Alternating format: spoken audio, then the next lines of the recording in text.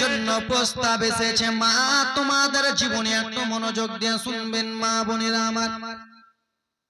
সেই মহিলার বিয়ে যেন 3 তারিখ ঠিক হয়ে গেল। বিয়ে 3 তারিখ লেগে গেল। বলল শোনো তোমার মেয়ের বিয়ে 3 তারিখ ঠিক হলো। রোববারের দিন থুবরা, সোমবারের দিনে বিয়ে। ব্রাদার মুসলমান, কথাবার্তা চলতেছে, বিয়ের জন্য সব আয়োজন করে নিল। এইদিকে বান্ধবী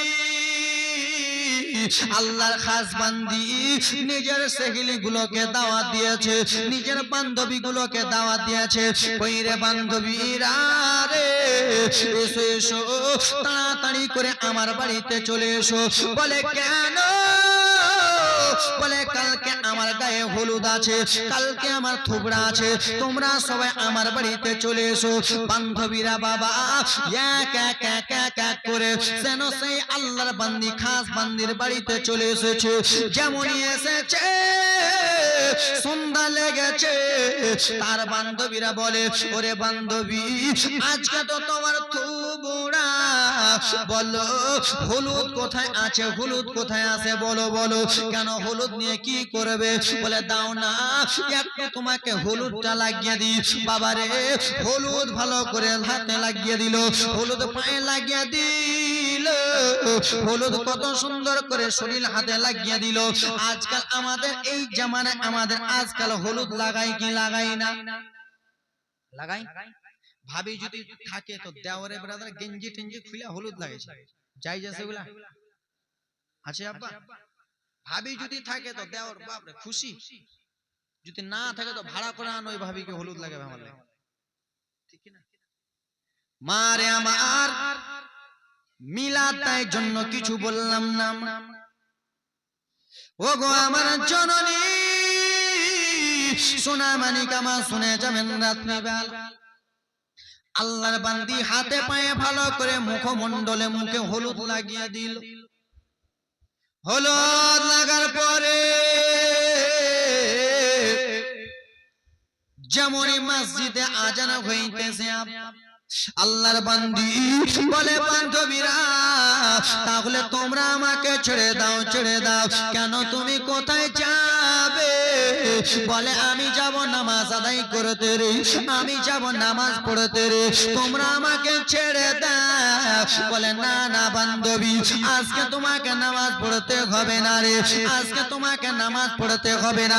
কেন? আজকে থুবরা রাত্রি তোমাকে কত সুন্দর করে হাতে হলুদ লাগালাম, পায়ে হলুদ লাগালাম, তোমার মুখে কত সুন্দর করে হলুদ লাগালাম। তুমি যদি উজু করতে যাও তাহলে তোমার হলুদ গুলো ছুটে যাবে, তোমার হাতের হলুদ মুখের হলুদ ছুটে যাবে, তুমি নামাজ পড়তে যেও না। সেই সময় বলে বান্ধবী শুনে রে, ও আমার সেহেলিরা শুনে রে, এখন যে তোরা আমাকে নামাজ পড়তে যেতে বারণ করতেছিস, কিন্তু এই নামাজটা তোর ফরজ না, এই নামাজটা রব্বুল আলামিনের ফরজ রয়েছে। ও বান্ধবীরা তোরা আমাকে থেমে পারবি না রে, আমি নামাজটা কাজা করব না, আমি নামাজ কোনো মতনই কাজা করতে পারবো না। এই হলুদটা এখন যদি আমার ধুয়ে যায় তাহলে আমি একটু পরে হলুদটা আমি মাখতে পারবো, কিন্তু এই জামাতের নামাজ যদি ছুটে যায় তাহলে আমি আর আদায় করতে পারবো না, আমাকে কাজা আদায় করতে হবে। শোনো রে তোরা একটু এই জায়গাতে আরাম কর।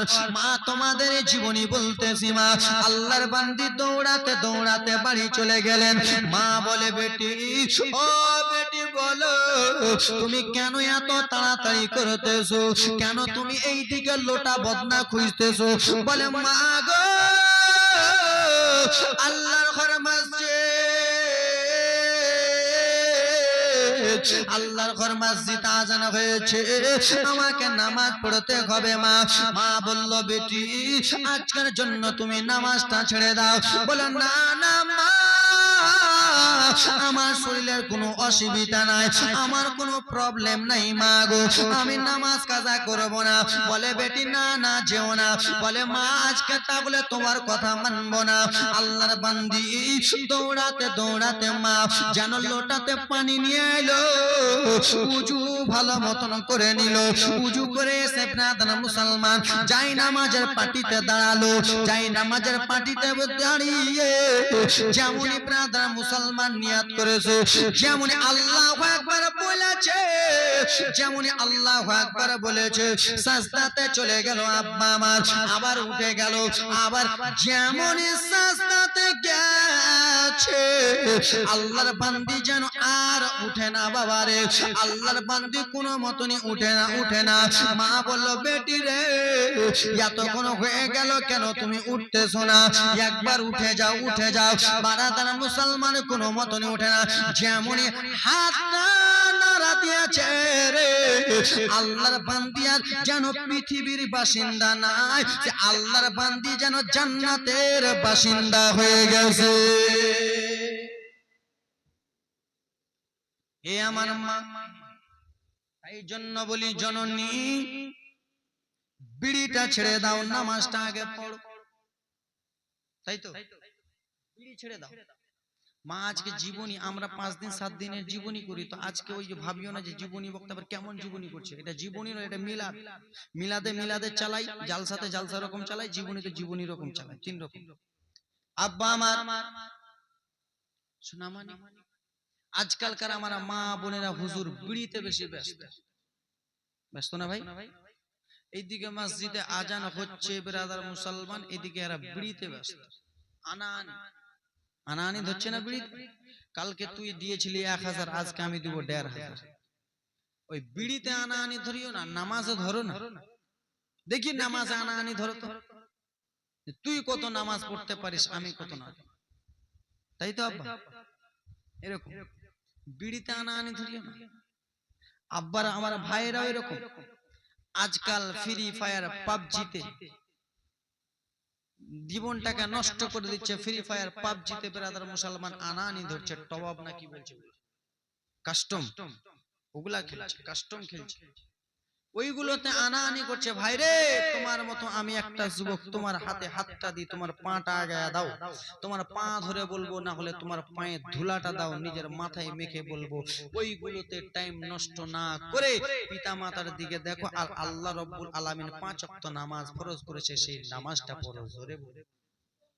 আমি আপনাকে বলি না যে তোমার ছেলেকে স্কুলে পড়ায়ও না, কলেজে পড়ায়ও না, ইউনিভার্সিটিতে পড়ায়ও না, ডক্টর করিও না, পড়াও, সব করাও, কিন্তু এইটুকুনি নিজের ছেলেকে দাও, শিক্ষা দাও যে তুমি মারা গেলে তোমার কবরের কাছে ছেলেটা যেন সূরা ইয়াসিন পড়তে পারে জোরে বলে।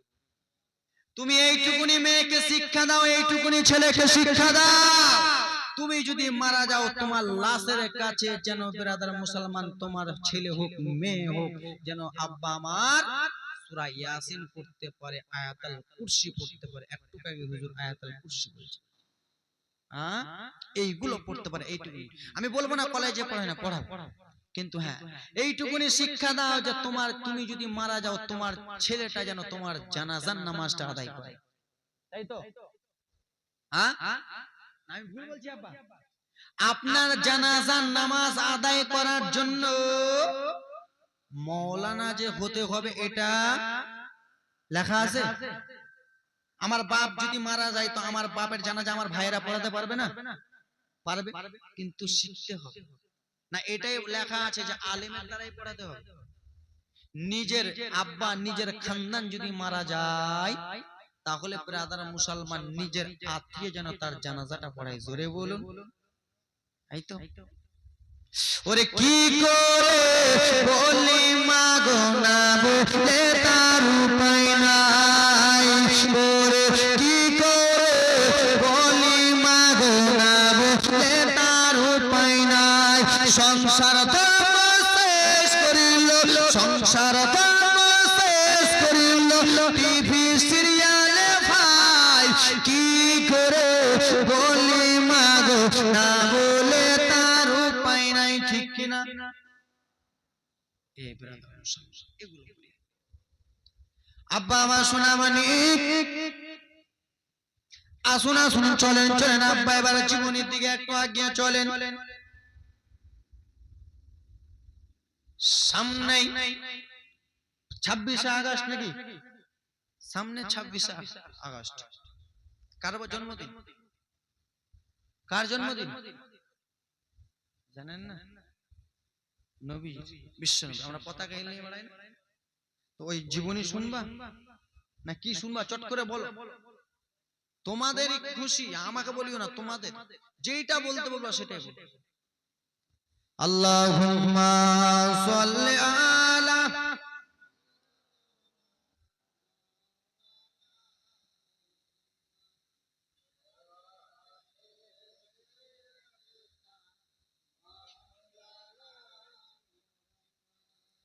ওরে বিশ্ব জগৎ ঘুরলে জানে জোড়া পাবি না আমার নবীর মতো আর নবী হবে না জোরে বলুন ওরে বিশ্ব জাহান খুঁজলে ওরে বিশ্ব জাহান খুঁজলে যার মতো পাবে না ওরে বিশ্ব জাহান খুঁজলে যার জোড়া পাবে না মাগো আমার নবীর মতো আর নবী হবে না চাচা আমার নবীর মতো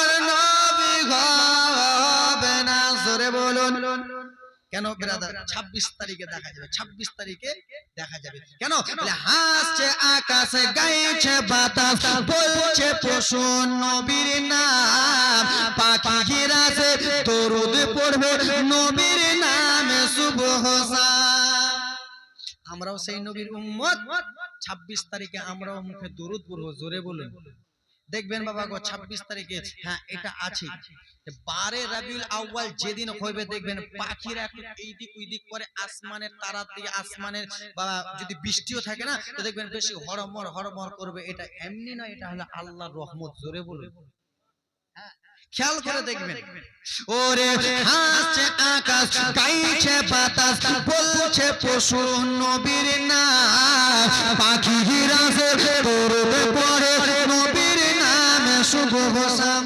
এটা আমাকে দিচ্ছ আমি লুটে লিখে রাখছি করে এটা ওরে হাসছে আকাশ গাইছে বাতাস বলছে পাখি নবীর নাম পাখিরা সে দরুদ পড়ে নবীর নামে সুবহ শাম কেন বলে মোর নবীজি মক্কায় আসবে দিবেন খোদার ঠিকানা ওরে মোর নবীজি দুনিয়ায় আসবে দিবেন আল্লাহর ঠিকানা আমার নবীর মতো নবী হবে না বাবা আমার নবীর মতো নবী হবে না ওরে বিশ্ব জাহান খুঁজলে যার জোড়া পাবে না আমার নবীর মতো নবী হবে না আল্লাহর নবী সাল্লাল্লাহু আলাইহি সাল্লাম এখন মায়ের পেটে কার পেটে মায়ের পেটে এখন ব্রাদার মুসলমান 20 দিনের উপরে টাইম আছে আল্লাহর নবীকে আসা আল্লাহর নবী গো আম্মা আমিনার পেটে মা আমিনা ব্রাদার মুসলমান বাড়িতে একাই বাড়িতে কেউ নাই আম্মা আমিনা রাদিয়াল্লাহু তাআলা আনহা গর্ভবতী আছেন তো তার খাওয়ারের দরকার আছে না নাই আছে না ভাই জীবনী নবীর জীবনী আছে মা আমিনা সকাল সকাল ঘুম থেকে উঠে ব্রাদার মুসলমান সেই সময় টিপকল ছিল না এইগুলো মার্শাল ছিল না সেই সময় ব্রাদার মুসলমান আগেকার লোকেরা ইন্দ্রা থেকে কুহা থেকে বেশি পানি এনেছে কি আনে নাই এনেছে মায়ামিনা গো সকাল সকাল বাড়ি থেকে বার হয়ে গেলেন বাড়ি যেমনই বার হয়েছে যাবে তো যাবে পানি আনতে যেমনই কিছু দূর গিয়েছে সেই সময় মক্কার শত শত শত শত মহিলারা ইন্দ্রার কাছ থেকে খালি কলসি নিয়ে চলে আসে সেই সময় বলে আমেনা ওরে আমেনা তুমি এখন কোথায় যাবে রে আমেনা? মা আমেনা বলে বল আমি যাব একটু পানি আনতে। তোমরা কোথায় গিয়েছিলা বলো?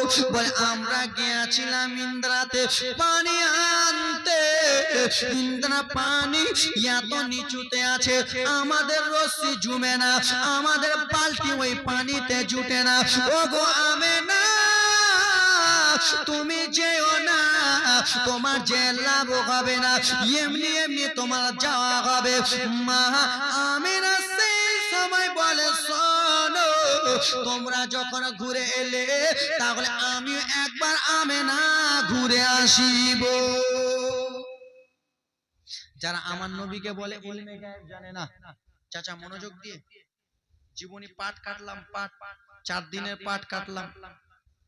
যারা আমার নবীকে বলে ইলমে গায়েব জানে না, নূরের নবী না, মাটির নবী, নবী লেখাপড়া জানে না, তারা এটা কথা জীবনীটা শুনে। দেখেন আমার নবী মায়ের পেটে আসে না, না আপা মায়ের পেটে আছে, আর মায়ের পেট থেকে নবীর মুজিজা দেখেন। সেই মহিলাগুলো ইন্দ্রাতে গিয়েছিল, পানি পেয়েছিল, কান্নার জীবনী, পানি পায় আর কেমন করে মা আমেনা পায়। মা আমেনা বলল বোন তোমরা যখন গেলা বোন ঠিক আছে চলে যাও, আমি একটু ইন্দ্রার কাছ থেকে যাই ইন্দ্রার কাছ থেকে একটু ঘুরে আসি। আল্লাহর নবীর মা আমেনার পা যেন এত ফর্সা ছিল বাবারে, পা গেলা যেন তুলোর মতো নরম ছিল। আম্মা আমেনা যেন চলে যায়। সেই সময় এরকম ন্যাশনাল ছিল না, সেই সময় এরকম পিচ লাইন ছিল না, সেই সময় ঢালাই রাস্তা ছিল না, সেই সময় যেন গিঠি আর পাথর। আব্বা আম্মা আমেনা চলে যায়, খালি পায়ে ঘেটে ঘেটে চলে যায়। সেই সময় রাস্তার পাথর বলল পাথরেরা রে তোদেরকে আমি একটা কথা বলে দিই। কি এমন কথা বলবা? বল বল বল। বলে শোনো শোনো অন্য অন্য মহিলারা আমাদের ওপর দিয়ে হেঁটে গেছে, তাদের পায়ে তোমরা ফুটে গেছো, এই মহিলার পা থেকে রক্ত পড়েছে, আমাদের কোনো করার কিছু নাই। কিন্তু শোনো শোনো রাস্তার ওই যে দেখো হাবিবুল্লাহর মা আসতেছে, রহমাতুল্লিল আলামিনের মা আসে।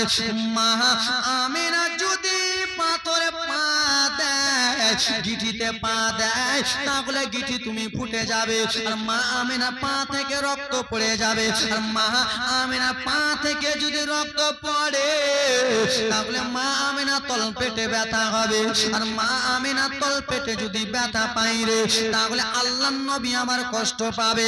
ওরে রাস্তার পাথর যেমনই আমিনা পাথরে পা দেবে সেই সময় পাথর আর পাথর থাকবে না, সঙ্গে সঙ্গে তুলোর মতো নরম হয়ে যাবে। কি হয়ে যাবে? নরম হয়ে যাবে। ঘুরিয়ে দাও, ঘুরিয়ে দাও।